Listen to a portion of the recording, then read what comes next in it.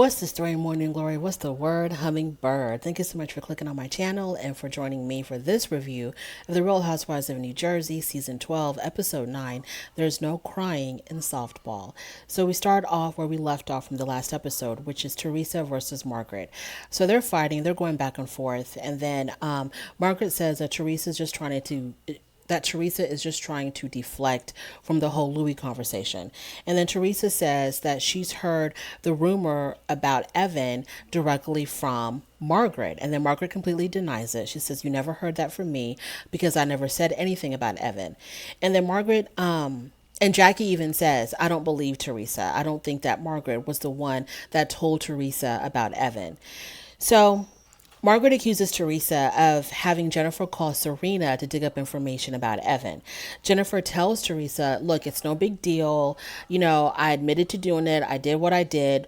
But Jennifer still doesn't really hold Teresa at fault for anything because I guess at the end of the day, she's like, "I'm the one that made the call. I made the decision to do what I did." So she doesn't put any blame on Teresa at all. Teresa was still really upset about what Jackie has said about Gia. So that's the reason why she wanted dirt on Jackie. So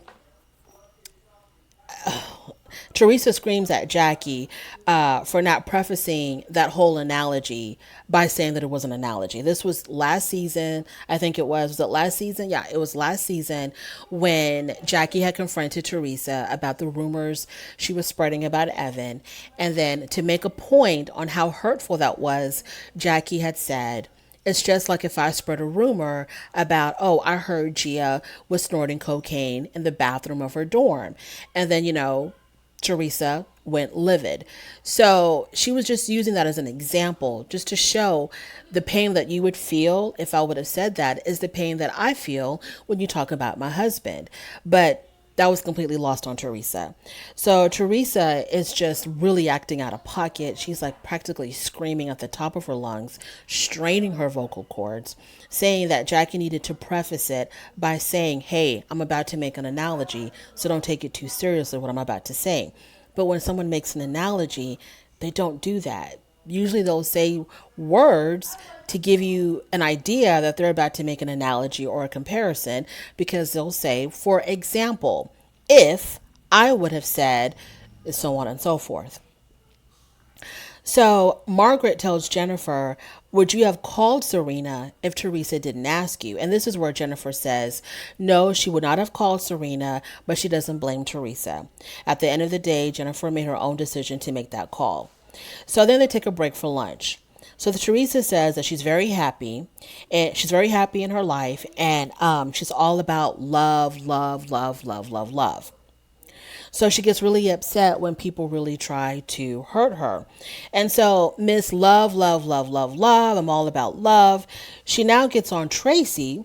She turns her anger now on Tracy and accuses her of making her husband Tiki confront Louis or try to get information from Louis about his past when they barely even know each other. Teresa's like, "I've only known you for 5 minutes and already you have your husband interrogating my boyfriend about what went on in his past." And so then Tracy was like, "I didn't tell my husband to do anything. He took it upon himself to do that." Teresa doesn't believe that because she's got that, she's very male identified where everything is always the women's fault. Nothing is ever the men's fault. That internalized masculinity or whatever. So she still doesn't believe Tracy. She thinks that Tracy, I mean, do you think that Tiki is not smart enough to ask, or like Tiki would not be interested, or what was the issue? Why do you find it hard to believe, Teresa, that Tiki would have had these questions, for himself? Because Tracy said, "I have talked about it with my husband. My husband knows the questions that I had about it, but I didn't tell him to go and ask Louis." Whether he was directed by his wife or not, it doesn't really matter, because Teresa, you claim that Louis did nothing wrong in the past. So why do you care? You don't like these women anyway, so why do you care what they think about your boyfriend? Because you're in a love bubble. It's all about love, love, love, love, love. He's the best thing that's ever happened to you. This is the love of your life. You believe that he hasn't done anything bad to anybody ever in his life. So why are you stressed about it? So Teresa says to Tracy, well, what if I brought up your past about how you were the babysitter, you were the nanny having an affair with Tiki behind his wife's back?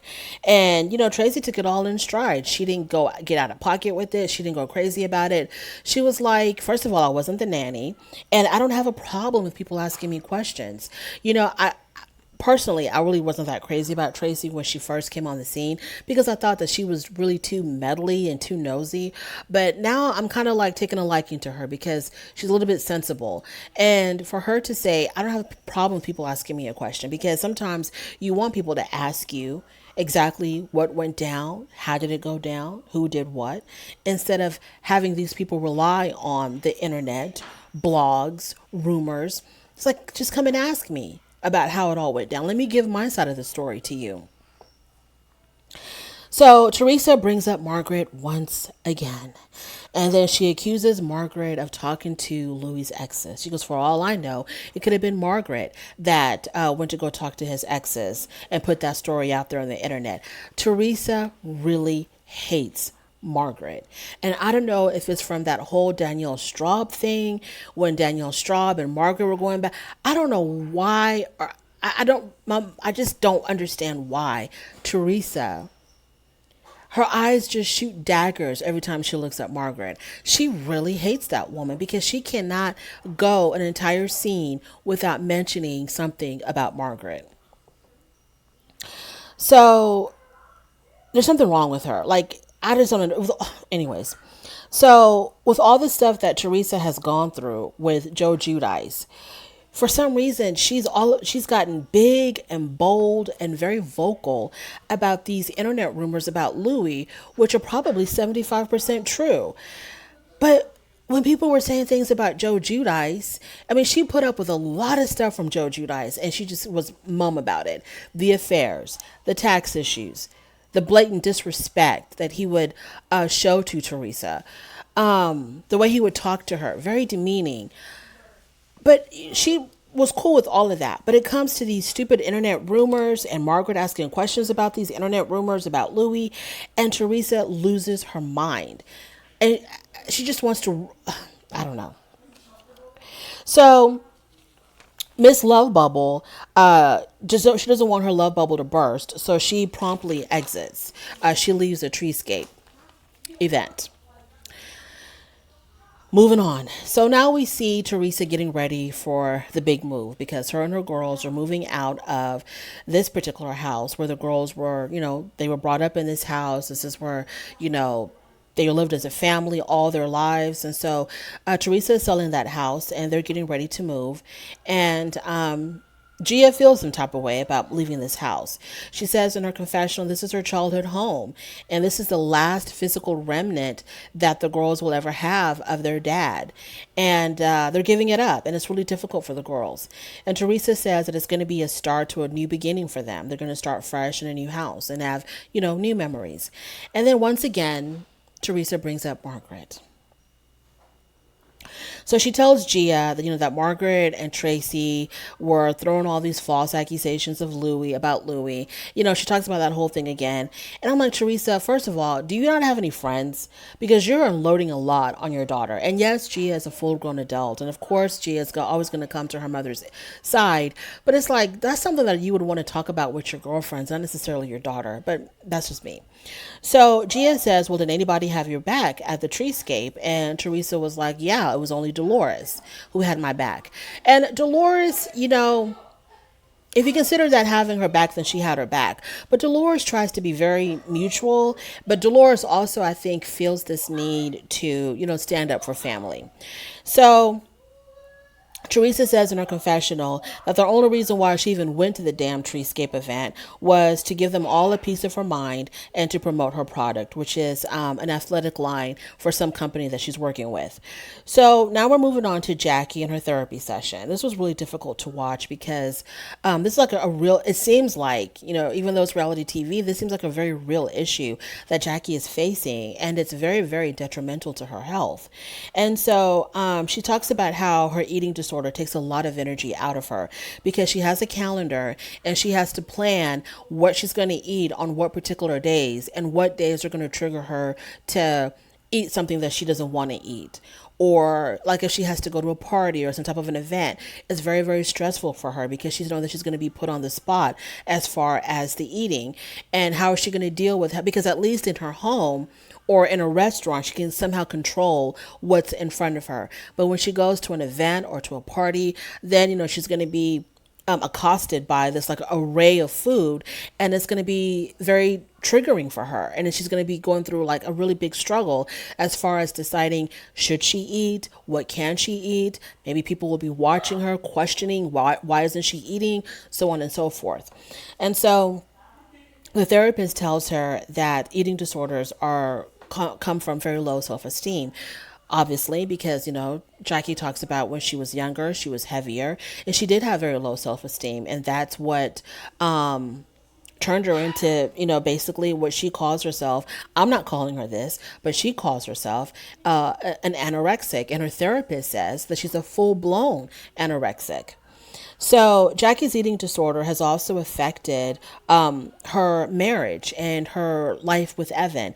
Number one, she says that when she met Evan, she was thin, and she worried about gaining weight because she worried about, will he see her the same? Will he still love her if she did gain a little bit of weight or a lot of weight or whatever, So that was difficult for her. So she had this pressure, she said, of staying the same size as she was when they met. Another way that it's affecting her relationship with her husband is that when they plan their vacations around her eating disorder. If they do go away for vacation, it has to be limited to 4 days, because any more time than that, I guess it's triggering for her. She gets into a panic because then it's more of a struggle for her to figure out what to eat. She can somehow control herself for a certain amount of days, but when it gets past that mark, it's very difficult for her when it comes to what is she going to eat? How much is she going to eat? How many calories is she going to take in? And so, that's like crazy to me. I didn't mean to say crazy. I take that back. It's just something that it was mind opening to see how this disorder interferes with almost like every aspect of your life. And then also she says, she talks about how the eating disorder, or I think it was Evan that said this, because they were showing like little clips of Evan and her talking about it, how once she's over this hump, if she can ever get over this hump, it was mentioned that she can finally enjoy a meal with her husband, like be present in that moment and not be so focused on what to eat, what not to eat. She can just go out to eat or have dinner with her husband and just enjoy the moment with him without the struggles and the triggers of being anorexic and counting calories and avoiding certain foods and all of that.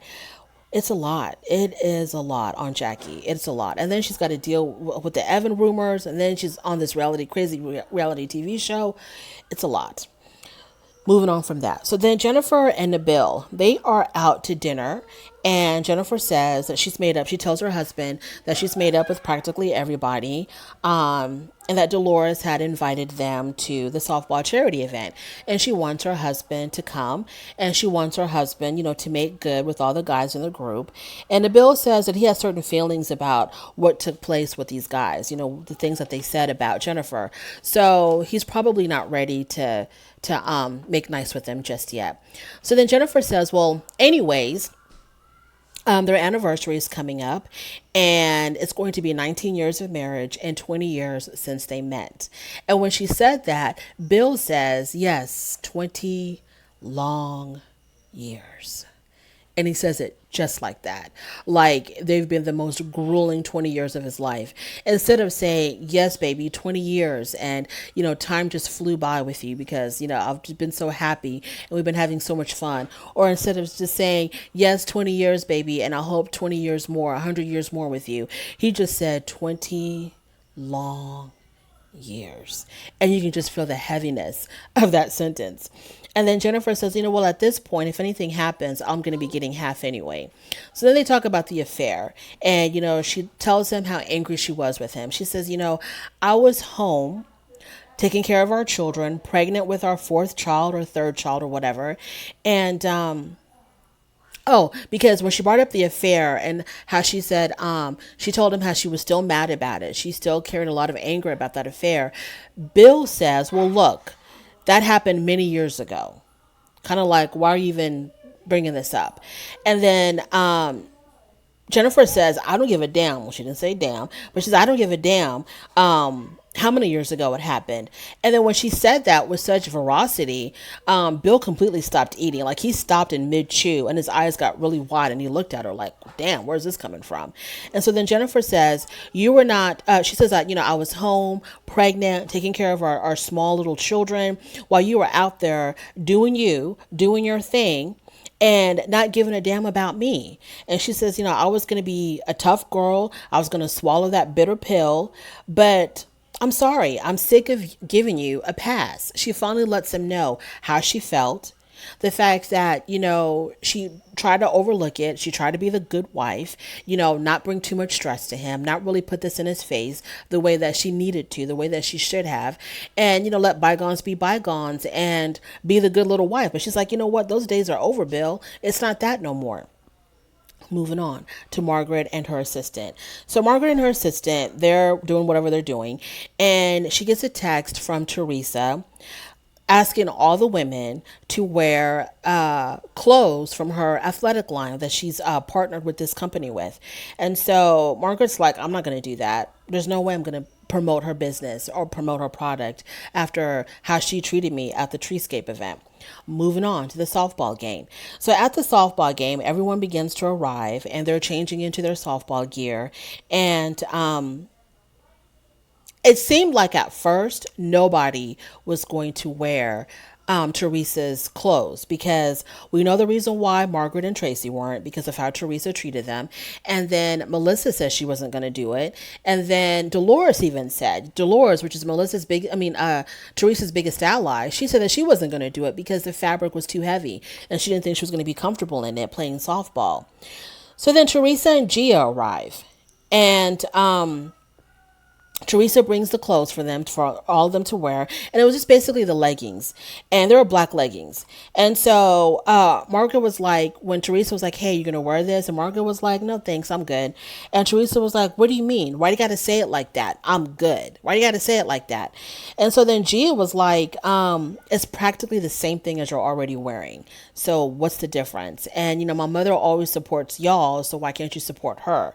And then Margaret says in her confessional that she didn't really appreciate Gia confronting her like that and that she would have preferred for Teresa to keep her daughter in check. And even though Gia is an adult, it's like, I feel like you still kind of have to show some type of respect. And especially something like this, which to me wasn't that big of a deal. Because of the fact that, hey, how are you going to make a grown person or anybody wear something they don't want to wear? She doesn't want to wear the pants. She doesn't care if it's practically the same thing as what she already has on. She doesn't want to do it. So why make a big deal about it? So, Gia says that in her confessional, she says that my mom and Margaret, they're still friends. I'm like, are they? Where do you see that, Gia? They're still friends, but Margaret not supporting her is just rude. So then Teresa says in her confessional that she's happy that Gia was there standing up for her, and that maybe Melissa can take some lessons from Gia. So then Dolores, Jennifer, and Melissa, they change their mind, and they decide that they're going to wear the leggings, Teresa's leggings. And they asked Jennifer, so where's Bill? And, work. So the guys are like ribbing on each other, and Joe Gorga says that he was like the biggest athlete there, and then Big Frank says, what do you mean you're the biggest athlete here? You're only 5'4". And Joe Gorga says, no, I'm not. I'm 5'7". And I was like, damn, Joe Gorga's 5'7"? Really? Because he doesn't look like it. Maybe if he's signing on a stack of telephone books, but he does not look like he's 5'7". But he says he's 5'7". So then Team Catania, okay, so they start playing the game. And at first, the doctor, because I think the game is split up between Dolores' team and the doctors and nurses of the hospital that she's, hosting this charity event for. So At first, the doctors and nurses are completely, like just dominating. And then eventually, Dolores' team, they start catching up. And then when it was Margaret's turn, they start catching up. Everybody's like hitting home runs left and right, left and right. And then when it's Margaret's turn to hit the ball, she can't even hit the ball and she strikes out. And then Teresa makes a comment saying that if she would have been wearing her pants, her leggings, she probably would have been able to hit the ball. And so that was really funny. Margaret didn't like it, but I thought that was funny. And then Tiki shows up. Tiki Barber shows up. He showed up really late, but he ended up saving the day because he caught the ball that helped them win the game or whatever. I don't know how baseball or softball works, but it was a really dramatic moment when he caught that ball. And I don't know if they would have won whether he caught the ball or not, but it looked like they won because he caught that ball. So Team Catania won, and it was a really good game. It looked really fun, and Dolores was able to raise over $200,000 for the hospital, which is absolutely fabulous. And that is the end of my review. That was a cute little episode. I don't have much to say in closing other than Teresa. I don't know if maybe you really are deflecting. Maybe the anger that you should be feeling towards Louis, you're deflecting that on Margaret because you know that there's probably some truth in these internet rumors about your boyfriend. And because it's always Margaret that's bringing them up, you think that she's the problem when the problem is who's laying next to you in bed. That is my review. Thank you so much for joining me. Please don't forget to rate the video. Please don't forget to subscribe, and I will definitely talk to you later. Bye.